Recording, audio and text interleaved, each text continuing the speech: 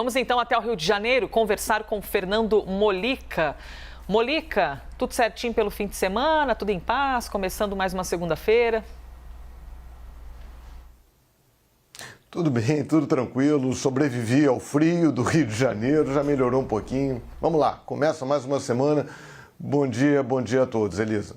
Prometo que os assuntos são quentes, viu? Para poder fazer um contraponto aí com essas temperaturas frias dos últimos dias.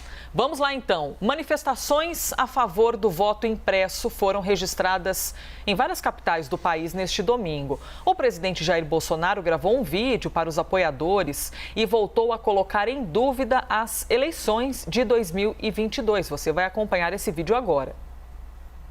Vocês estão aí, além de clamar pela garantia da nossa liberdade, buscar uma maneira que tenhamos eleições limpas e democráticas no ano que vem. Sem eleições limpas e democráticas, não haverá eleição.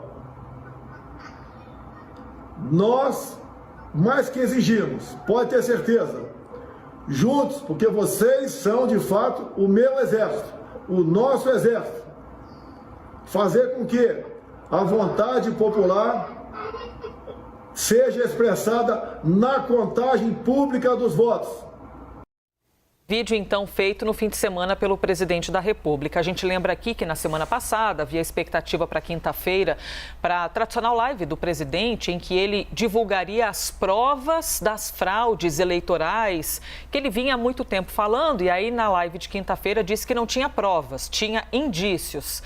Hoje, dia 2 de agosto, acaba o prazo que o Tribunal Superior Eleitoral deu ao presidente Jair Bolsonaro para apresentar, então, essas provas sobre as afirmações dele de que houve fraude nas eleições de 2018.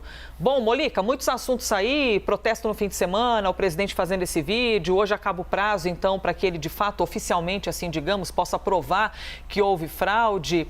E tem mais um tempero aí nesse molho do assunto, porque o próprio presidente da Câmara, o deputado Arthur Lira, já disse que a PEC do voto impresso não deve passar pela comissão. E aí, Fernando Molica, nesse balaio de informações, o que você analisa para a gente, hein? Olha, primeiro que eu esperava que o presidente falasse sobre desemprego, que ele falasse sobre reforma tributária, sobre reforma administrativa, temas que são da obrigação dele, são da administração pública. Ele não trata disso, agora ele só fala em voto impresso. E agora foi muito grave. Mais uma vez o presidente vai superando a gravidade das suas afirmações. Agora ele fala, além da ameaça, voltar a fazer ameaça de não realização de eleições, o que é uma ameaça inconstitucional, ilegal, ele agora chega a fazer uma conclamação. Quando ele diz uma conclamação à revolta, quando ele fala que vocês, no caso, os seus seguidores, as pessoas que estavam naquelas manifestações de ontem, são o exército dele, um exército para resistir, quando ele fala o nosso exército fazer com que a vontade popular seja expressada na contagem pública dos votos, ele está fazendo uma conclamação a uma revolta, no caso de que os resultados das urnas não lhes sejam favoráveis. Aí já serão colocados automaticamente em suspeição. Isso é muito grave, um presidente fazer esse tipo de conclamação. O último que fez isso foi o Trump, e deu no que deu, naquela invasão lá do Capitólio. Então, isso é uma situação gravíssima, que as autoridades, a justiça tem que ter uma posição em relação a isso. Mas vamos lá, que fica essa história, mas a urna eletrônica não é confiável.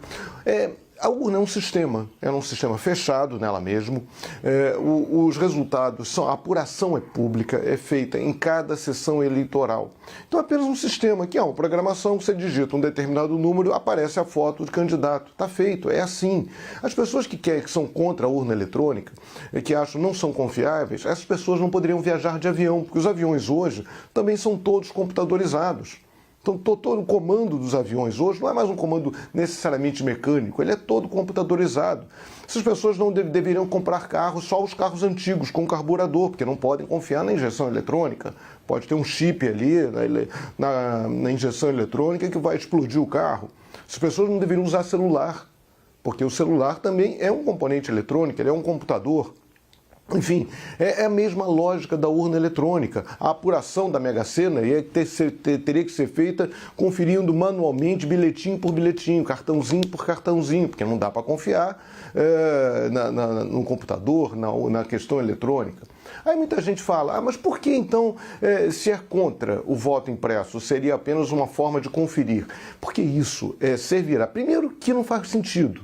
Porque na hora que a pessoa digitar o número e aparecer, se houvesse o tal voto impresso, apareceria ali um papelzinho com a mesma coisa que está na tela. Então aquele papelzinho que iria para a urna seria a reprodução daquilo que está na tela. Não adiantaria fazer uma contagem posterior. E essa contagem posterior dos votos, isso tumultuaria de vez o sistema eleitoral brasileiro. Isso é que é importante. Essa talvez seja a principal questão contra a adoção desse voto eletrônico. Porque qualquer pessoa, qualquer eleitor, é uma pessoa com mais intenções, poderia simplesmente inventar na sua sessão eleitoral. Dizer, olha, eu votei em candidato X, mas apareceu o candidato Y. Então temos que anular essa urna. Aí como é que você faz? Aí vai recontar esse voto, e esse voto, se esse voto corresponde ao que está na tela, esse voto vai, supostamente fraudado, vai continuar fraudado. E aí vai voltar. Se imagina, nas milhares e milhares de sessões eleitorais do Brasil, se isso acontece. Aí então todos esses votos terão que ser recontados manualmente. Aí volta ao esquema que tantas fraudes possibilitou em eleições anteriores, aquela confusão em torno da urna, as pessoas cantando os votos como se fosse um bingo de antigamente, cantando aqueles votos. Aí os partidos com maior grau de pressão é que seriam favoráveis. São milhares e milhares de urnas no Brasil inteiro. E é importante dizer, o presidente Jair Bolsonaro ele tem o comando das Forças Armadas, ele tem o comando da Polícia Federal, ele tem influência muito forte nas polícias estaduais. Então haveria aí uma possibilidade dele ser favorecido nesse tumulto que representariam de novo uma apuração manual. Isso é muito grave. As acusações, as afirmações, as ameaças feitas pelo presidente Jair Bolsonaro são graves demais, Elisa. 8h32. Vamos aqui ao próximo assunto para, na sequência, ouvir a opinião de Fernando Mollica. O vice-presidente Hamilton Mourão disse neste fim de semana que fica no governo até o final e faz isso pelas pessoas que confiaram nele. A gente lembra que o analista Caio Junqueira trouxe a apuração de que o general Mourão havia sido aconselhado a renunciar depois que Bolsonaro fez comentários sobre ele.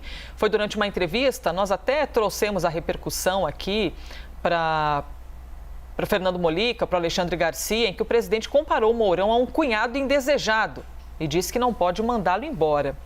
Mollica, essa relação dos dois está ficando insustentável ou nada disso? Esses desencontros verbais aí são naturais nesse relacionamento entre presidente e vice? Olha, a história brasileira registra muito esses problemas, né? Vários casos aí de incompatibilidades entre presidente e vice. Eu acho que temos um caso recentíssimo, né? Que foi o da então presidente Dilma Rousseff com o Michel Temer. O Michel Temer reclamou, disse que era um vice decorativo, aí depois ele acabou conspirando para derrubar a Dilma. Ele teve um papel fundamental no impeachment da titular do cargo. Então há divergências. Antigamente até era pior, porque o vice era eleito separadamente do presidente. As pessoas podiam votar num presidente da República e votar num vice de outra chapa. Foi assim que o João Goulart virou vice do Jânio Quadros. Eles não pertenciam à mesma chapa. Agora, o presidente Mourão foi eleito para esse cargo. Ele mesmo, no fim de semana, ele foi às redes sociais, disse que não vai renunciar, que ele recebeu esse mandato.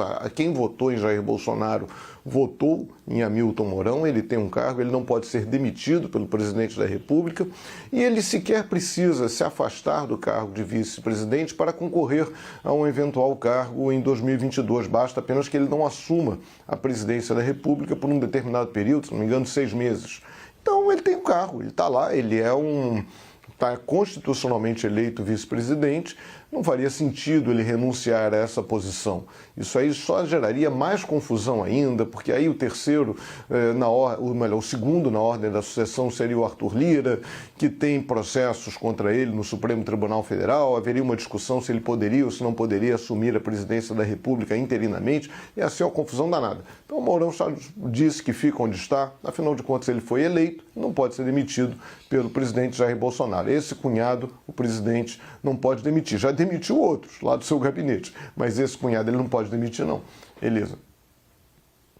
O governo federal impôs sigilo de 100 anos sobre informações dos crachás de acesso ao Palácio do Planalto, emitidos em nome do vereador Carlos Bolsonaro e do deputado federal Eduardo Bolsonaro, filhos do presidente Jair Bolsonaro.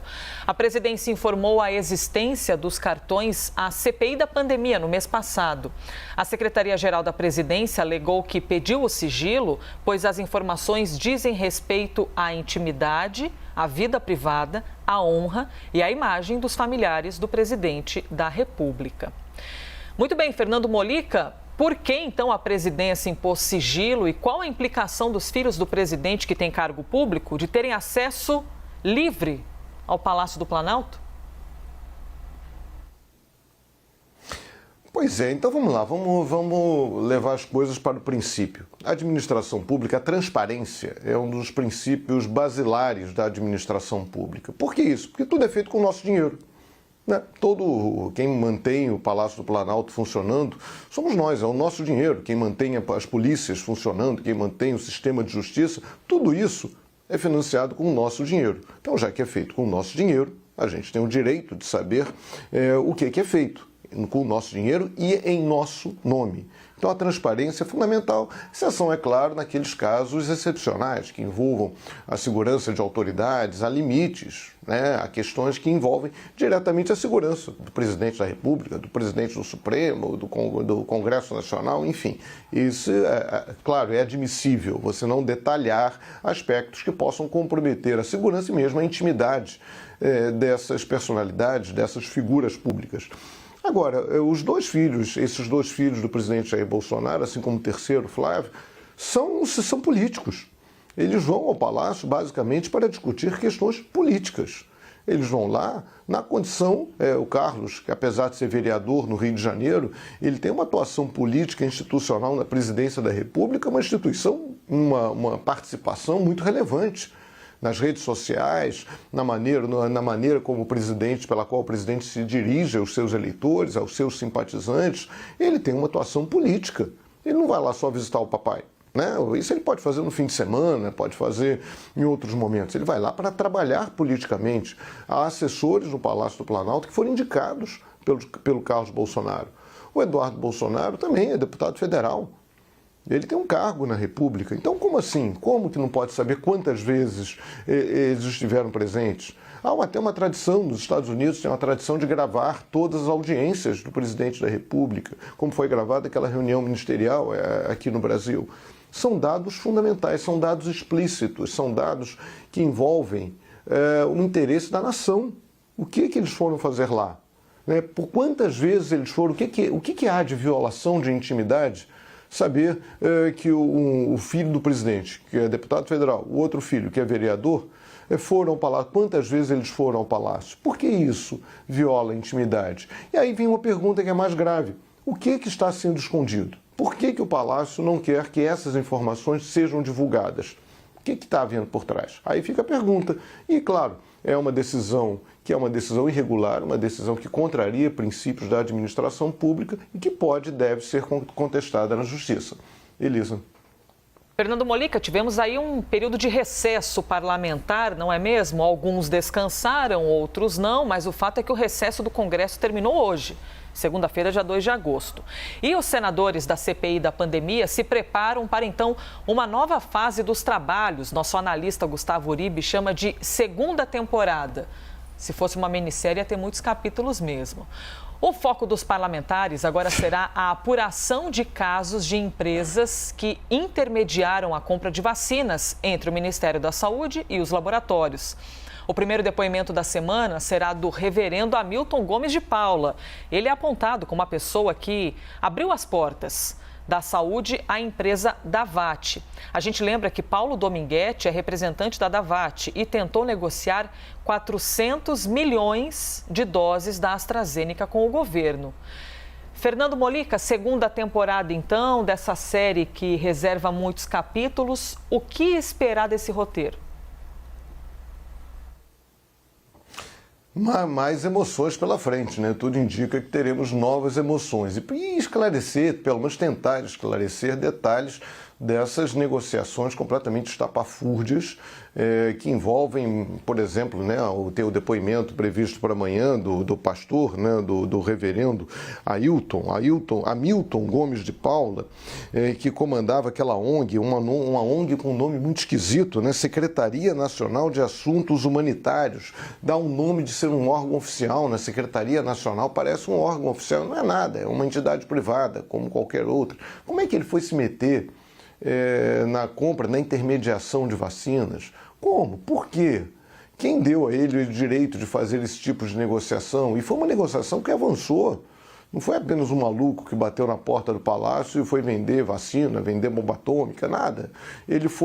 As negociações prosseguiram. Houve ali um respaldo para essa atuação. Então, é importantíssimo ouvi-lo e ver o que ele tem a dizer sobre isso.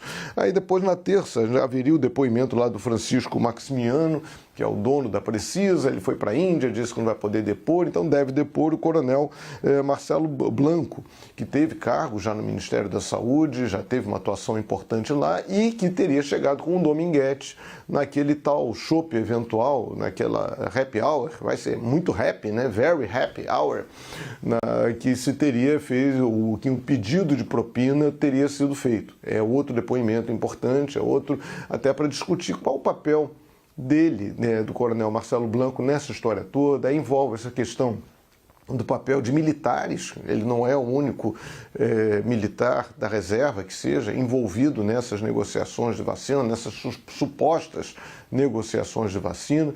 Outro ponto importante. E aí depois a gente teria aí aquele empresário Ayrton Soligo, mais conhecido como Ayrton Cascavel, que é um empresário que seria um assessor informal do então ministro Eduardo Pazuello, também envolvido nessa história de compra e venda de vacina. O que ele foi fazer lá? Por quê? Como assim assessor informal? É tudo muita informalidade nesse processo, né? É tudo informal, até a apuração. A suposta apuração da irregularidade daquela denúncia levada lá pelos irmãos Miranda ao presidente da República, até a apuração teria ocorrido de maneira informal, algo que não existe no serviço público. O serviço público tem que ser tudo documentado, tem que ser tudo devidamente colocado no papel. Os militares sabem disso muito bem. Qualquer coisinha tem que estar lá, tem que estar no papel, tem que estar... Tudo gera consequências administrativas. Então é muita informalidade. Então está na hora de botar um pouco de formalidade nessa história toda, que é a formalidade de uma comissão parlamentar de inquérito consiga desbravar, consiga criar um fio nessa história toda. Que informalidades tantas foram essas, né? Por que aconteceu tanta informalidade? Quem mandou quem? Quem autorizou A, B ou C, pessoas que estão de fora desse circuito aí de vacinas, a negociar essas vacinas? Quem mandou? Quem autorizou? Alguém botou esse jabuti em cima dessa árvore. Agora é saber como que o jabuti foi parar em cima da árvore e que mãos colocar todos esses jabutis em cima dessas árvores. Vai ter muita história boa para ser contada aí. Elisa? Pois é, vai ter de ter um roteirista muito bom e afiado para conseguir colocar tudo isso na segunda temporada dessa série CPI da pandemia. Fernando Molica, boa semana para você. Obrigada por essa segunda-feira e amanhã, terça-feira, estarei de novo aqui lhe aguardando, viu? Ok, estaremos aqui. Bom dia a todos. Boa semana.